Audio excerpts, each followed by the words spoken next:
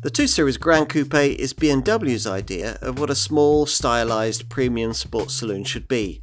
This second generation F74 version is a little sharper looking, a little sharper to drive, and quite a lot more sophisticated inside. As before, the drive dynamics here are no different to those of a 1 Series, but as with that hatch, they have been lately sharpened in ways we'll get to in a minute. The engine choices, they're much the same as those of the 1 Series 2, kicking off with the 48 volt mild hybrid 1.5 litre 3-cylinder model, the one we're trying here, the 220, which offers 170 horsepower and is the variant that most will choose. It makes 62 in 7.9 seconds en route to 143 miles an hour, and that's quite as fast as you really need to go in this kind of car. If that's not fast enough, then you'll be directed to the mid-range 223 xDrive, which uses a 4-cylinder unit, also with 48 volt mild hybrid tech, and puts out 218 horsepower. That variant's considerably more rapid, dispatching 62 in just 6.4 seconds en route to 155 miles an hour. As the model name suggests, it includes all-wheel drive for extra traction too. 4-wheel drive comes with the flagship Model 2, the M235 xDrive, which uses a 2-litre 4-cylinder turbo petrol unit that does without any electrified tech and delivers fractionally less power and torque than the previous generation version, but still puts out 300 horsepower. Its top variant makes 62 in 4.9 seconds and is electronically limited at 155 miles an hour. All 2 Series Gran Coupes now have to have automatic transmission. This is a redesigned 7-speed Steptronic dual-clutch auto setup, complete with a boost pedal that gives the driver an extra burst of overtaking acceleration. The suspension has been thoroughly tweaked. BMW calls it adaptive, which isn't quite true. All 2 Series Gran Coupes feature passive suspension, but it's of the frequency selective kind that we saw first on the 3 Series. This doesn't allow the driver to alter ride comfort. Instead, the damper valving reacts differently to high and low frequency road surface inputs. Now you need this because due to the fact that only sport suspension is available across the range, this car does remain somewhat firm of ride, and that might not be welcome on your suburban morning commute, so we'd suggest you try it before you buy it. Not everyone liked the look of the original version of this car. Even BMW now calls the styling of that earlier F44 model polarizing, and they've tried to make this F74 replacement more widely appealing and sportier.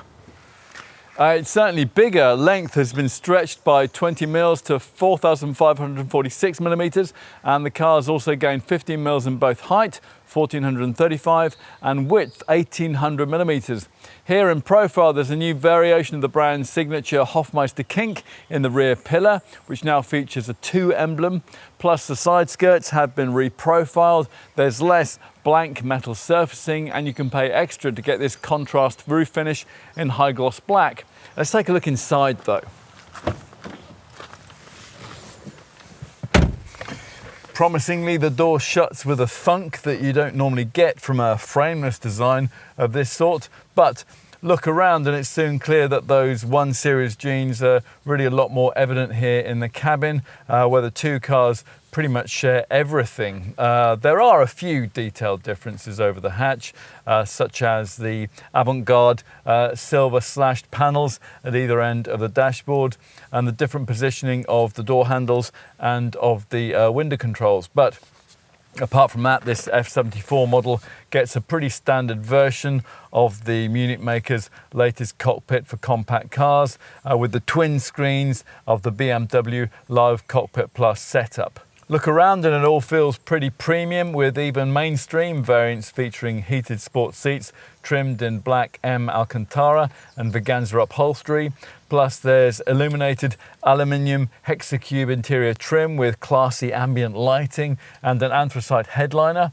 The tricolour M stitching on the passenger side of the dashboard is a lovely touch too, and there's also a satisfyingly thick rimmed but rather oversized M steering wheel with large gear shift paddles. You might hope that the exterior size changes of this F74 era design would improve rear seat space a bit over the first generation version of this model.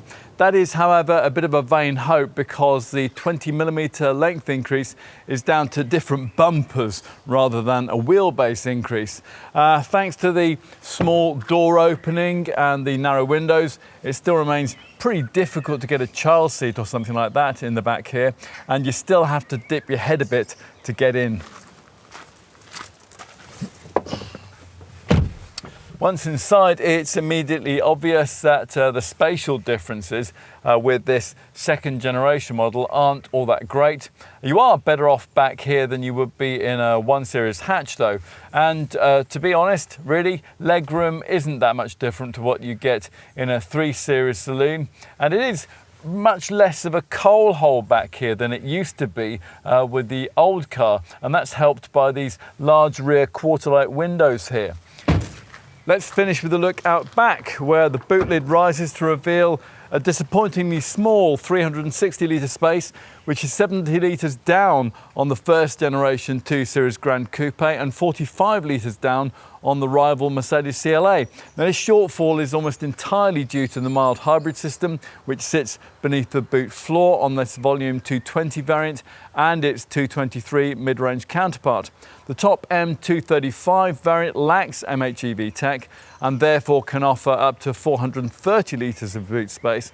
That is in theory 50 litres more than the equivalent M135 hatch, but that capacity wouldn't be as useful in the real world because of this narrow boot opening, of course. BMW isn't developing any more combustion engines, but it's doing its best to improve efficiency on the fossil fuel units it does already have.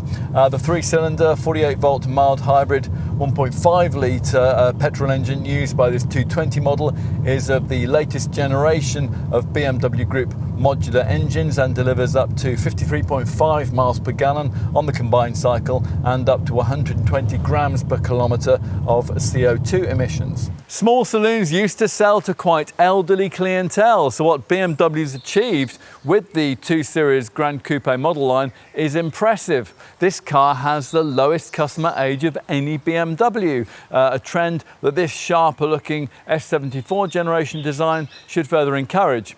Far-reaching as the changes are though, we still can't imagine that they make you want a 2 Series Gran Coupe if you didn't want one already. But if Munich's idea of what a small 4-door coupe should be appeals to you, then this car will please you even more than its slightly controversial predecessor.